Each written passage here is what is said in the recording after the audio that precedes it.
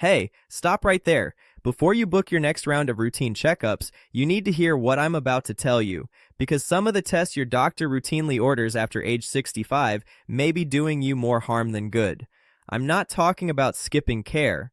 I'm talking about specific screenings that major medical institutions, including Johns Hopkins and the American Geriatric Society, have quietly flagged as potentially unnecessary, even harmful, for adults in their late 60s, 70s, and beyond. And yet millions of seniors are still getting these tests every single year, often because no one told them they had a choice. A landmark 2019 study published in JAMA Internal Medicine found that over 42% of Medicare patients received at least one test or procedure that was considered low value or potentially harmful in the final years of their life. 42%. That means nearly half of the people sitting in waiting rooms just like yours are being put through tests that the research says may not help, and in some cases could lead to a cascade of complications, unnecessary anxiety, and even dangerous follow-up procedures. That number stopped me cold when I first read it, and it should stop you too. Now, before we dive in, I want to ask you something directly.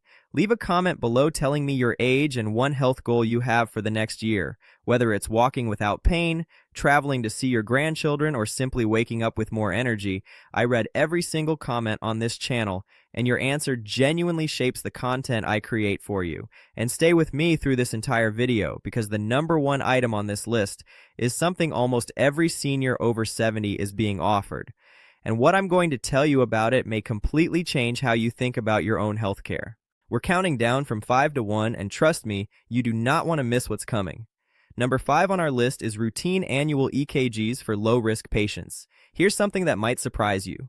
That routine electrocardiogram your doctor orders every year as part of your annual physical, the one where they stick electrodes to your chest and print out that squiggly line on paper, may actually be causing more harm than it's preventing. I know that sounds counterintuitive. An EKG seems so simple, so harmless.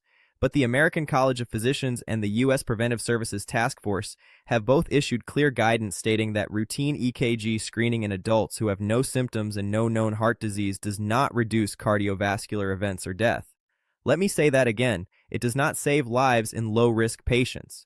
What it does do is create false positives. Here's where the danger lives. When an EKG comes back with a slightly unusual reading, and they often do, especially in older adults whose hearts have natural age-related changes, it triggers a cascade. More tests, more imaging, stress tests, cardiac catheterization, and each step along that chain carries its own risks. A 2015 study from the University of California found that among patients who received abnormal EKG results that turned out to be false positives, over 28% underwent at least one additional invasive procedure within 6 months. Those procedures carry real risks: bleeding, infection, contrast dye reactions that can damage aging kidneys. Think of it this way: your heart after 65 is like a well-worn leather jacket. It has creases and character marks that weren't there when it was new. Those marks don't mean it's broken, they mean it's lived. An EKG can't tell the difference between a meaningful scar and a harmless line of wear. And when a machine flags one of those natural changes, the system is designed to investigate, even when investigation causes more harm than the original finding ever would have. I had a patient, Margaret, 71 years old, from Scottsdale, Arizona. Perfectly healthy woman, walked 2 miles every morning, no chest pain, no shortness of breath. She came back from a routine physical with a flag on her EKG. 9 months later, after 3 additional tests, a stress echo, and a coronary CT scan, her cardiologist confirmed what I suspected all along. Her heart was absolutely fine. But in those 9 months, Margaret had lost 30 pounds of anxiety, stopped her morning walks out of fear, and developed what her family described as a deep distrust of her own body. The test didn't harm her heart. It harmed her mind and her quality of life. Now, if you have symptoms, palpitations, chest tightness, shortness of breath, absolutely get an EKG. That's not what we're talking about here. We're talking about ordering it reflexively, annually, in patients with no reason to suspect a problem. Number 4 is PSA screening for older men beyond a certain age. This one is going to be controversial, and I want you to hear me out completely before you react. Prostate-specific antigen testing, the PSA blood test that screens for prostate cancer, is one of the most debated topics in all of preventive medicine. And for men over 75, the evidence is increasingly clear. The potential harms of acting on a positive PSA result outweigh the benefits in the vast majority of cases. This is not me being reckless. This is the official position of the U.S. Preventive Services Task Force, which recommends against PSA-based screening for men 75 and older. Here's the biological reality that most doctors don't take enough time to explain. After age 70, most prostate cancers grow incredibly slowly. We're talking about tumors that may take 10 to 15 years to become clinically significant. A 76-year-old man who receives a prostate cancer diagnosis following a PSA test is statistically far more likely to die with that cancer than from it. But the diagnosis doesn't feel that way. It feels like a death sentence, and it often leads to treatment, surgery, radiation, hormone therapy that carries serious side effects including incontinence, sexual dysfunction, cardiovascular complications, and bone density loss, all of which dramatically reduce quality of life. A 2012 study published in the New England Journal of Medicine, the PROTECT trial, followed over 1,700 men with localized prostate cancer and found that at 10 years, survival rates were nearly identical whether men had surgery, radiation, or active monitoring. Identical. Yet the men who had surgery and radiation had significantly higher rates of urinary and sexual side effects. I think about a patient of mine, Robert, 78, from Nashville. Robert's PSA came back elevated at a previous clinic before he started seeing me. He had a biopsy, got a low-grade cancer diagnosis, and underwent radiation. 2 years later, he was managing significant urinary complications and told me, with real grief in his voice, that he wished he'd had the full conversation about his options before agreeing to treatment. His cancer, his urologist later acknowledged, was almost certainly never going to hurt him. This is not about avoiding diagnosis. It's about having a real, individualized conversation with your doctor about what you would actually do with the information before you get the test. Now, before we continue to the top 3, I want to take a moment and ask you something. If this video is giving you information you wish you'd had sooner, please hit that like button right now. It takes 2 seconds and it helps this channel reach more seniors who need to hear this. And if you haven't subscribed yet, please do. I release new videos every week focused entirely on helping people over 60 live longer, stronger, and more independently. Every like and subscribe tells the algorithm that this information matters. Now back to our list. And things are about to get more surprising. Number 3 is tight blood sugar control targets in elderly diabetics. I want to be careful here because this is nuanced and incredibly important to understand correctly. Managing blood sugar in type 2 diabetes is, of course, essential. But in older adults, particularly those over 75, aggressive blood sugar control, chasing the same tight targets that make sense for a 50-year-old, can actually be life-threatening. The American Diabetes Association and the American Geriatric Society both now recommend relaxed glycemic targets for older adults, particularly those with multiple health conditions or a history of falls. Here's why this matters so much. The primary danger of tight blood sugar control in seniors is hypoglycemia. That's low blood sugar, which after 75 triggers a very different and far more dangerous response than it does in younger adults. In a young person, hypoglycemia causes shakiness and sweating, warning signs the body sends loud and clear. But after 75, research from the Stanford Center on Longevity shows that up to 60% of elderly diabetics have what's called hypoglycemia unawareness, meaning their bodies no longer send those warning signals. Blood sugar crashes silently, and a silent crash in a 78-year-old standing in a kitchen or descending a staircase is a fall waiting to happen. Falls in seniors over 75 are the leading cause of injury-related death in the United States. Think of your body's blood sugar regulation system after 75 like an old car's fuel gauge. It still works, but the needle doesn't always respond as quickly or accurately as it once did. Chasing perfection on that gauge with increasingly powerful medications means you risk running on empty without ever seeing the warning light. I worked with a woman named Dorothy, age 82, from Portland, Oregon. Her previous physician had her on a very aggressive insulin regimen trying to get her A1C, that's a 3-month average blood sugar measurement, down to under 7%, which is a completely appropriate target for a younger diabetic. But Dorothy had 3 documented hypoglycemic episodes in 1 year, one of which resulted in a fall and a hairline fracture in her wrist. When we gently relaxed her target to under 8% and adjusted her medications, Dorothy's falls stopped entirely.